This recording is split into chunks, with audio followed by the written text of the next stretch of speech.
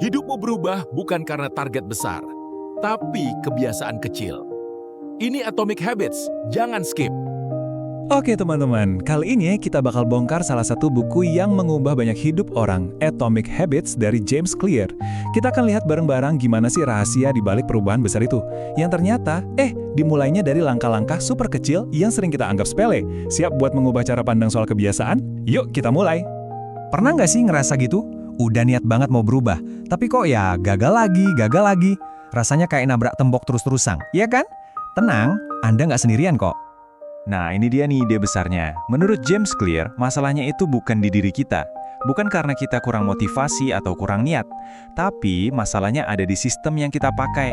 Kesuksesan itu datangnya bukan dari fokus ke tujuan akhir, tapi dari ngebenerin sistem kebiasaan-kebiasaan kecil kita sehari-hari. Jadi, yuk kita benerin sistemnya. Sekarang kita masuk ke jantung dari buku ini. Sebuah ide yang kelihatannya sederhana, tapi dampaknya luar biasa. Namanya kebiasaan atomik. Apaan sih itu sebenarnya?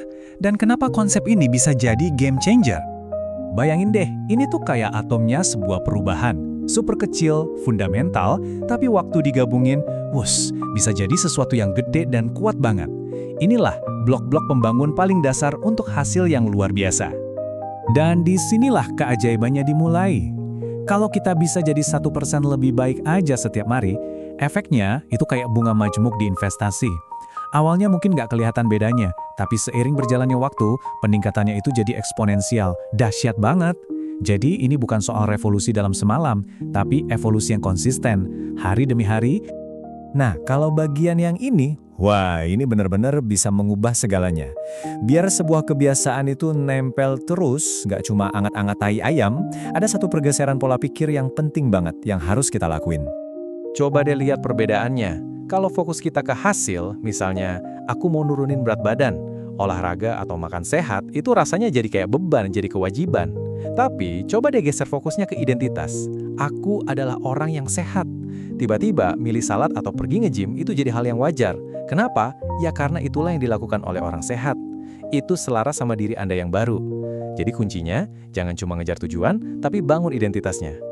Oke, teorinya udah dapat, pola pikirnya udah paham. Sekarang, gimana praktiknya? Nah, James Clear ngasih kita kerangka kerja yang super praktis.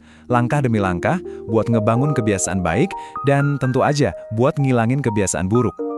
Kini dia nih, 4 hukum saktinya.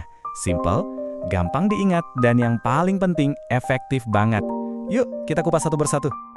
Jadi gini, setiap kebiasaan itu kan dipicu sama sesuatu di sekitar kita ya, pemicu atau isyarat gitu. Nah, logikanya jadi simpel banget. Kalau kita mau bangun kebiasaan baik, ya bikin pemicunya kelihatan jelas banget. Sebaliknya, kalau mau ngilangin kebiasaan jelek, ya sembunyiin pemicunya.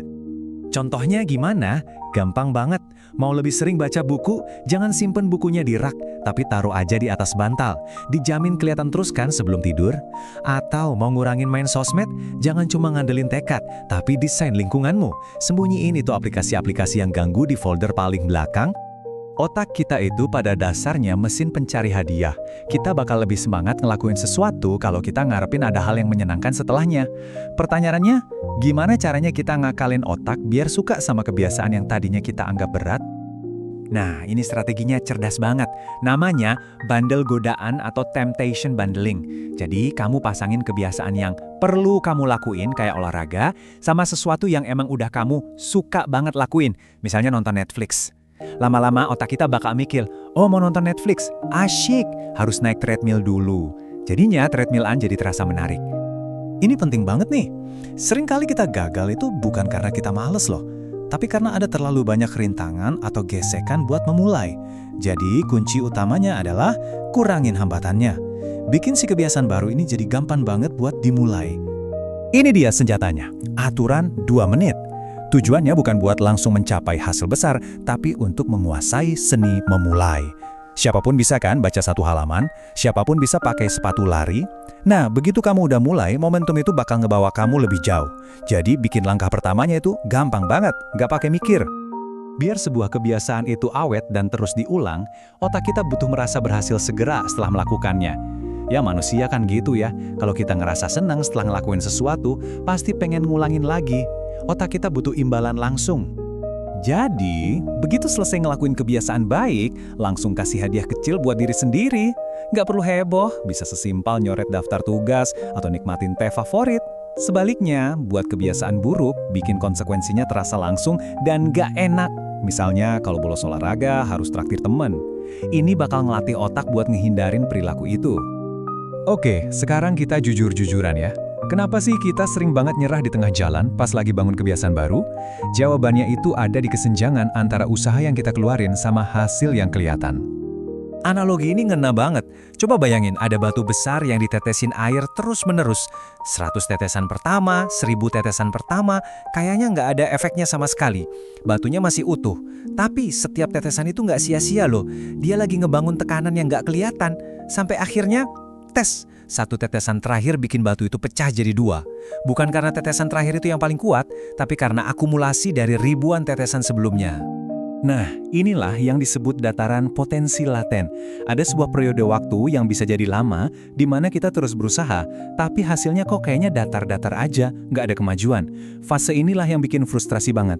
Fase kayaknya usaha gue sia-sia, dan disinilah kebanyakan orang menyerah. Padahal, kalau aja kita bisa bertahan sedikit lebih lama, kita bakal sampai di momen terobosan, di mana semua usaha yang udah numpuk itu akhirnya meledak jadi hasil yang signifikan.